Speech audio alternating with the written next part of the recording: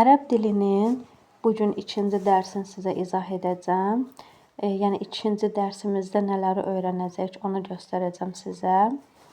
İlk öncə onu deyim ki, bu cür ərəb dilində olan cümlələri və yaxud da ifadələri davamiyyətdə olmağını istəyirsinizsə, yorum bölümündə davam sözünü yazmağı unutmayın.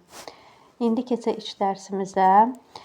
Bugün bizim ərəb dilində ən çox istifadə olunacağımız sözlər bunlardır.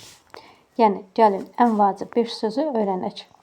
İlk dərsimizdə yəqin ki, ümid edirəm öyrəndiyimiz, yəni sizə yazdığım sözləri yəqin ki, öyrənmisiniz. Keçək indi bugünkü dərsimizdə, yəni ikinci dərsimizdə 5 vacib sözü öyrənməyə. Ərəb dilində mən, ənə deməkdir. Sən kişi cinsində əntə, qadın cinsində ənti deməkdir. Biz həm kişi, həm qadın cinsi üçün nəhnu deyilir. Həzə bu deməkdir. Zəlikə o deməkdir.